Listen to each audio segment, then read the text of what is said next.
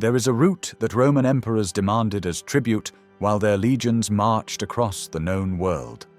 A plant so valued that 16th century botanists called it the finest vegetable in all of Europe. So nutritious that medieval peasants and kings ate it every single day from October through April. And today, not one person in 10,000 alive can name it. Most cannot even recognize it growing in the ground. It produces more usable food per square foot than carrots in cold climates. It survives frost that kills potatoes. It requires no irrigation, no fertilizer, no purchased seed. It tastes sweeter than anything still sold in a supermarket today. And it comes back every single year without replanting. Sometime in the 19th century, this root quietly vanished from European tables. Not because it failed, not because something better replaced it, because something less nutritious but more controllable, something that could be standardized, warehoused, and sold at scale, was more profitable.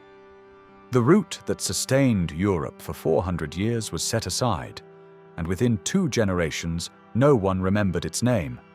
This is skirret, Sium cicerum, the root that built medieval Europe, and what replaced it tells you everything about who controls what you eat. The archive opens in China 3,000 years ago. Long before European agriculture had words for it, skirret was already cultivated in the river valleys of the Han dynasty. The Chinese called it shui qin, water celery. They ate the roots, the stems, the leaves. They traded the seeds west along the earliest overland routes the world had ever built. Skirret traveled the Silk Road. By the time Roman naturalist Columella was writing his agricultural manuals in the 1st century AD, skirret had already reached the Mediterranean. Columella recommended it for kitchen gardens alongside leeks, parsley, and fennel. But it was Emperor Tiberius who made history. Germanic tribes along the Rhine paid tribute to Rome in silver, in grain, in livestock, and in skirret roots. Tiberius demanded them specifically. He considered them among the finest foods the known world produced. The Emperor of Rome was taxing barbarians in root vegetables. That tells you exactly how valuable this plant was. When Rome collapsed and the trade routes fractured, skirret did not collapse with it. It spread. By the 9th century, it appeared in Carolingian estate records. Charlemagne's agricultural decree, the Capitulare de Villis, listed the plants every imperial estate was required to grow. Skirret was on the list. By the 12th century, it grew in monastery gardens across England, France, and Germany. Medieval herbalists wrote about it with reverence, not as a luxury, as a staple, as the thing ordinary families grew to survive winter. John Gerard documented it in his Herbal in 1597. He described skirret roots as nourishing, grateful to the taste, good for the stomach. He recommended them for the elderly, for the sick, for children eating solid food for the first time. The Germans called it Zuckerwurzel, sugar root, because that is exactly what it tasted like. Sweet, nutty, richer than carrot, more complex than parsnip. John Evelyn, the English diarist and garden writer of the 17th century, listed skirret among the most important vegetables a man could grow. He called the roots most wholesome and nourishing. He recommended them boiled, stewed, buttered, baked into pies, roasted over coals. This was not a rare curiosity. This was food for the masses. Every cottage garden in England, every farmstead in Germany, every monastery plot in France. For 400 years, skirret was as common as bread. Now talk about what is actually inside skirret, because this is where the story becomes impossible to ignore. Skirret roots contain 15 to 20% complex carbohydrates. Not simple sugar, complex, slow-burning carbohydrates that release energy steadily over hours. Medieval laborers working 14-hour days in frozen fields needed exactly this. Not a spike, not a crash. Sustained fuel that lasted until dark. The roots contained significant vitamin C. In a world before refrigeration, Where scurvy killed sailors and decimated winter armies, a route that stored through January and still delivered vitamin C in February was not a feature. It was survival. Skirret contains calcium, potassium, phosphorus, and dietary fiber in concentrations that rival many grains. The protein content, while modest, is complete. It contains the essential amino acids the human body cannot manufacture itself, something very few root vegetables can claim. But here is the characteristic that medieval farmers understood without the science to explain it. Skirret stores in the ground. Naturally, through winter, without cellars, without preservation, without refrigeration. You do not harvest all the roots in October and watch them rot in a barn. You leave them in the frozen earth. You dig when you are hungry. January, February, the coldest week of the worst winter. You go to the garden. You dig, and you find food. Frost does not kill skirret roots. It sweetens them. The starches convert to sugars in the cold. The plant concentrates. It waits. Skirret is also perennial. Plant it once, harvest it every single year. The roots multiply underground without help. 3 roots become 30 by spring. 30 become 300 by the following autumn. You never buy seed again. You never face a single season without food as long as skirret is in the ground. For 400 years, this combination kept European families alive. Not occasionally, routinely. Every winter, every famine year, every failed grain harvest. When everything else ran out, the root was still there. So ask the question that agricultural academia never answers directly. Why don't we grow skirret anymore?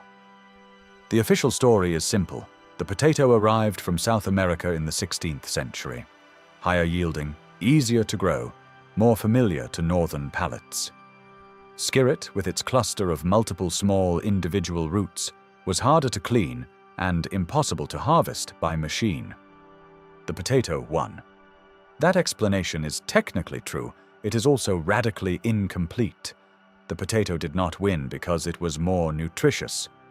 Gram for gram, skirret's nutrient density is comparable or superior. The potato did not win because it tasted better. Anyone who has eaten properly grown skirret roasted in October knows that is not true. The potato won because it was controllable. Skirret cannot be standardized. The individual roots in each cluster vary in size and shape. They resist every form of mechanical harvesting. Each plant produces a slightly different yield. You cannot sort them at scale. You cannot warehouse them in bulk. You cannot process them through the same industrial chains that potatoes move through with perfect efficiency. The potato is uniform, predictable, scalable, industrial. Skirret is alive, variable, persistent, uncontrollable. The potato fit the emerging food economy of the 18th and 19th centuries. Central markets, bulk rail transport, urban supply chains, eventually canned food and industrial processing. The potato slid into every system. Skirret did not fit the machinery, literally or economically, and so it was not replaced. It was abandoned, dropped from agricultural manuals one edition at a time, removed from seed catalogues, left out of what schools taught about food. By 1950, skirret had vanished so completely from mainstream European and American food culture that most horticultural textbooks did not even mention it. Not because it failed, because it could not be commodified. But the historical record does not forget. In 1315, the Great Famine struck Europe. 3 years of consecutive failed harvests, flooding, cold, total crop collapse. An estimated 10 to 25% of the population of Northern Europe died. Contemporary chronicles describe people eating domestic animals, then animals that had died of disease, then each other. What kept communities alive in those years was not wheat. Wheat had failed. What kept people alive was whatever still grew in the ground. Root vegetables, things that could not be destroyed by 3 years of cold, wet summers. Things that waited underground until hands came to dig them. Skirret survived the Great Famine. Because skirret does not die in the ground. It waits. In the winter of 1709, the Great Frost descended across Europe, the most severe cold snap recorded in European history until that time. The Seine froze solid. Rivers froze in France, Germany, and England. Olive trees died across Provence. Grain stores froze and rotted in their cellars. An estimated 600,000 people died in France alone in a single winter. Rural families with root gardens survived. People who had planted skirret the previous spring could dig through frozen topsoil in February and find food. Cold does not kill skirret roots. It concentrates them. The plant waits. In England during the Civil War of the 1640s, armies stripped entire counties of livestock and grain supplies as they moved. John Evelyn wrote specifically about the importance of root gardens during this period. He documented that families with kitchen garden roots endured what families dependent on markets could not. Skirret was on his list, not as a luxury, as insurance. In Ireland in 1845, one crop failure killed 1 million people in 2 years and drove 2 million more to emigrate. The Irish had become completely dependent on the potato. One potato, one disease, total collapse. Skirret does not get blight. Skirret does not monoculture. Skirret does not fail from a single pathogen because it was never bred for industrial uniformity. The lesson of every European famine is the same. Dependence on one controllable crop is catastrophic. Diversity in the ground is survival. And for 400 years, skirret was part of what that diversity meant. This is the quiet history. The history that does not build monuments. No one names a victory after the root that kept them alive through winter. No battle is called after the vegetable that fed the survivors. But the root was there, every time. Skirret never fully disappeared.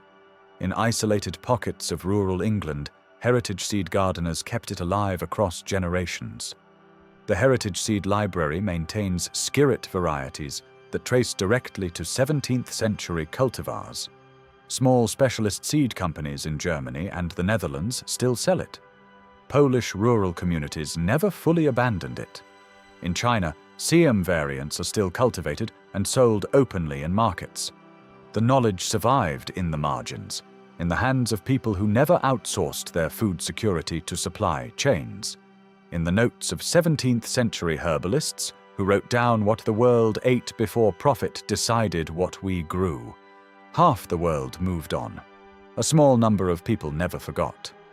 When climate modelers project where food systems will break first, they point to the same regions where skirret once thrived.